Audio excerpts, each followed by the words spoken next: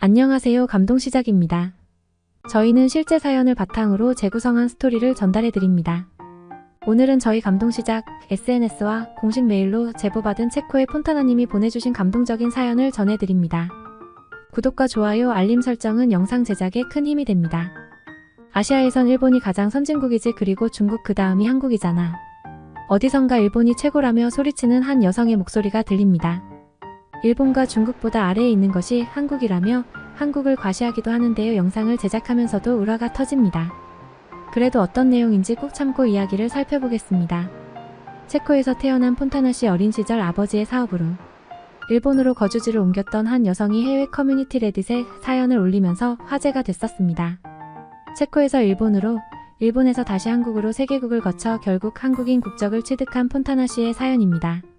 그녀가 체코에서 일본으로 갔을 때가 1987년, 지금으로부터 39년 전, 그때 나이 6살이었다고 합니다.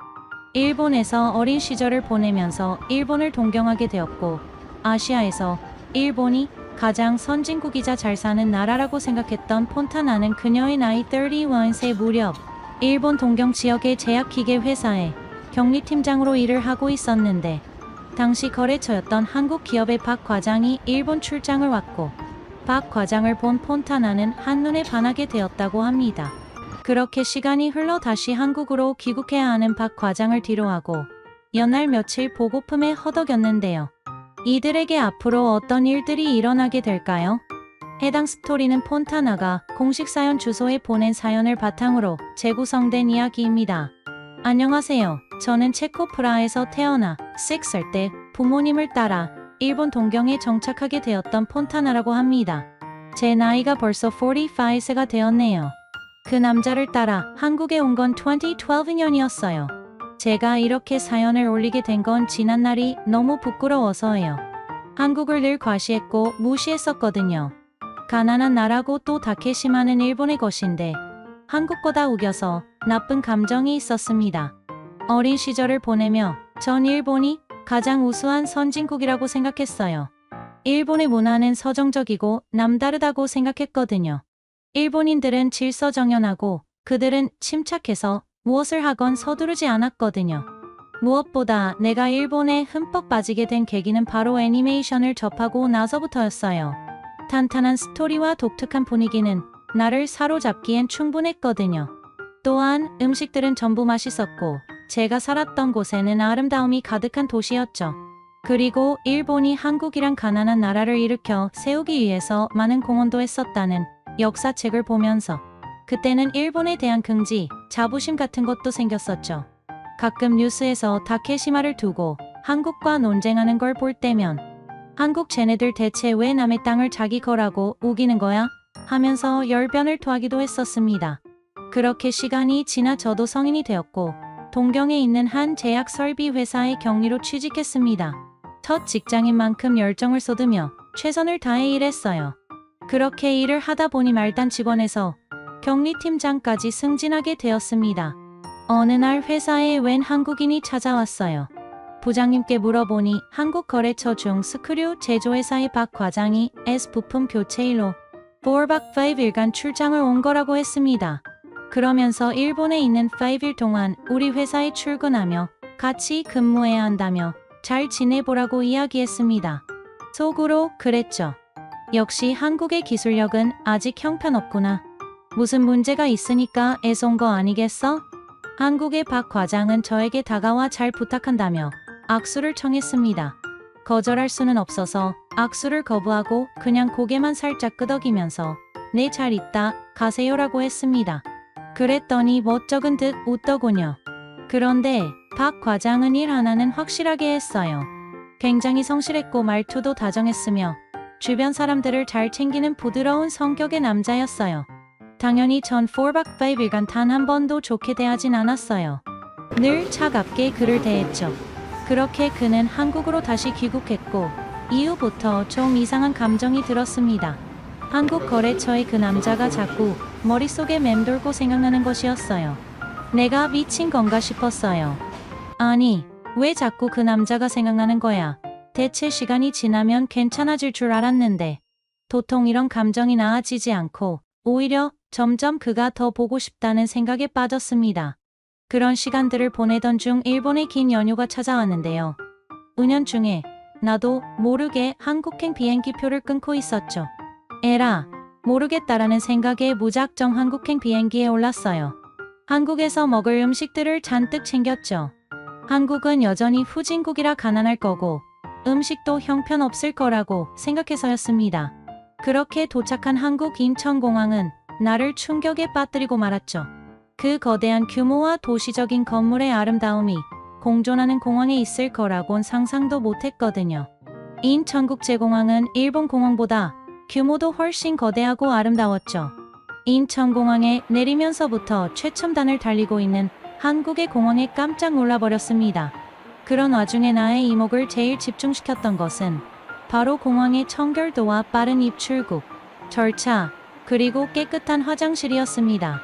이런 인천공항의 최첨단 시스템에 눈이 휘둥그레하고 있었는데 어디선가 맛있는 냄새가 나더군요. 나는 냄새에 이끌려 식당이 많은 곳으로 이동을 하고 보니 정말 다양한 먹거리들이 눈앞에 펼쳐져 있었어요. 그런데 이 음식보다 더 놀라운 건 캐리어를 아무데나 놓아두고 식사를 즐기는 한국인들의 모습이었어요. 일본에서도 남의 물건을 훔쳐가는 일이 빈번하지는 않지만 이렇게 대놓고 내 물건을 내 시야에서 멀리 두지 않았거든요. 공항으로 걸어나간 뒤엔 마치 미래 영화 속에서나 볼 법한 장면이 눈앞에 펼쳐졌습니다. 바닥에는 신기한 신호등이 설치되어 있어서 길을 가면서도 스마트폰을 계속 쳐다볼 수 있었는데 바닥 LED 등과 신호등이 초록불로 바뀌는 모습은 내 눈을 의심하게 만들었어요. 무엇보다 내가 충격을 받은 건 지하철 시스템이었는데요. 서울의 인구는 1,000만 명인데 서울의 지하철역은 총 723개라고 하더군요.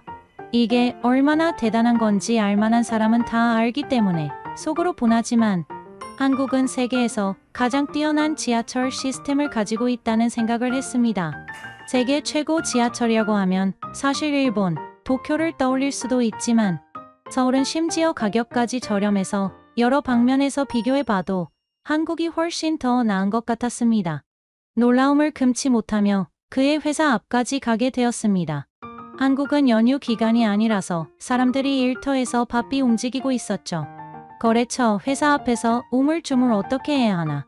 망설이고 있을 때 누군가 내 뒤에서 안녕하세요 하고 인사하더군요. 돌아보니 그 남자였습니다. 그 남자의 밝은 미소를 보는 순간 안기고 싶었지만 꾹 참고 내 뒤도로 인사했습니다. 그리고 한국에 볼 일이 있어 잠깐 왔다가 둘러봤다고 둘러댔습니다. 그랬더니 그 남자는 식사 안 했으면 식사하러 가자고 저에게 말하더군요. 마침 퇴근 시간이라 퇴근길이었다면서 말이죠.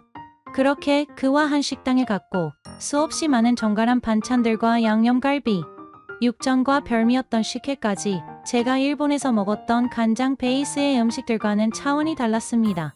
그 남자와 함께하며 느꼈던 든든함과 그 따뜻함, 그리고 정말 맛있게 먹었던 음식들과 공항에서부터 만날 수 있었던 최첨단 시스템들 과연 내가 그동안 한국에 대해서 완전 잘못 알고 있었구나 한탄했습니다. 그렇게 휴가 기간이 끝나 전 다시 일본으로 향해야 했습니다. 일본을 가는 날에도 그 남자는 저를 공항까지 바래다 주었죠.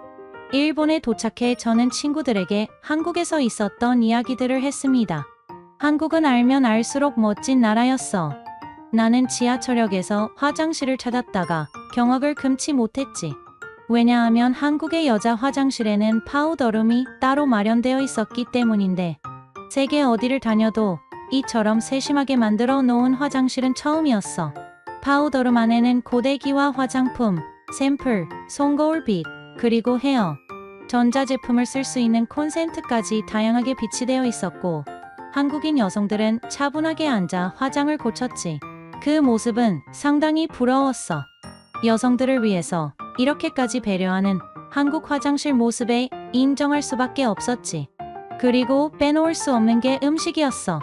한국의 식당 주인들은 정말 친절했는데 길거리 음식이나 식당에 가서 먹을 때 설명도 잘해주고 일본어를 잘 못해도 그들을 계속 뭔가 더 해주려는 모습이 인상 깊었어. 온갖 편견으로 가득했던 난 한국을 제대로 느끼고 알게 되어버린 거지. 식당 안에서는 한국인들이 주거니 받거니 술을 마시며 함께 고기를 굽고 밥을 나눠 먹는 장면들은 지금 생각해도 너무 보기 좋았던 것 같아. 마지막 날에는 거래처 박 과장님하고 야경을 비추는 반포대교의 불빛을 바라보면서 서울을 만끽했는데 과연 서울은 정말 멋진 도시였었어. 한국인들은 어린아이들과 함께 가족들이 한강에서 즐겁게 뛰어놀았고 많은 젊은이들은 운동도 하고 친구들과 수다도 떠는 모습들이 활력 있는 도시 같았지. 그리고 무엇보다 그 남자와 사귀기로 했어. 네, 그랬습니다. 저는 그 남자와 사귀고 한국과 일본을 오가며 국제연애를 했어요. 그리고 얼마 지나지 않아서 저는 그 한국인 거래처 박 과장과 결혼을 해서 한국에서 살고 있습니다. 그 남자가 지내고 있었던 수원 광교에 보금자리를 마련하고 정착했어요. 서울과는 또 다른 매력이 넘쳤던 아름다운 도시였습니다. 아들과 딸 둘을 낳고 5가족이 지금은 행복하게 한국에서의 삶을 즐기고 있죠. 지난날 한국에 대해서 하나도 모르던 시절, 한국이란 나라를 과시하고 지금 생각해보면 참 부끄러울 뿐입니다. 그리고 한국에서 연애하면서 한국 역사에 대해서도 알고 싶어서 역사관에 갔다가 다케시마 하니 독도가 한국의 영토라는 것에 지금은 확신하고 있어요. 그동안 일본이 오히려 한국의 영토를 본인들의 것이라고 우기고 있던 거였구나라는 생각에 배신감까지 들더군요. 이뿐만이 아니었습니다. 아직 부모님은 일본에 계시기 때문에 작년 겨울에 도쿄에 다녀왔었어요. 5박 2일로 짧게 다녀왔는데 한국에서의 삶을 살다가 찾은 일본 도쿄는 한국에 비해 뭔가 낙후된 것 같은 느낌이 많이 들었어요.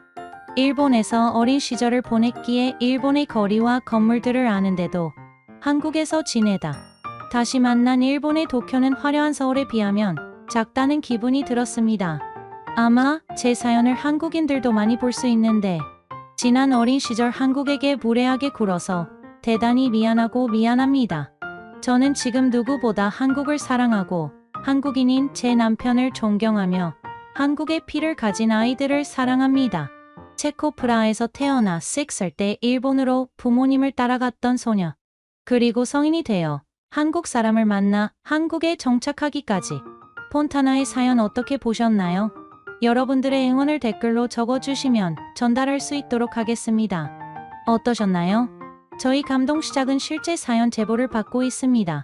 저희 사연이 여러분의 하루의 작은 힘이 될 수 있었으면 좋겠습니다. 지금까지 특별한 한국의 이야기를 전해드리는 감동시작이었습니다. 구독과 좋아요를 눌러주시면 영상 제작에 큰 힘이 됩니다. 감동적인 사연을 주변 사람들에게 공유하고 함께 이야기 나눠보세요. 끝까지 시청해주셔서 감사합니다. 더욱더 좋은 영상으로 찾아뵙겠습니다.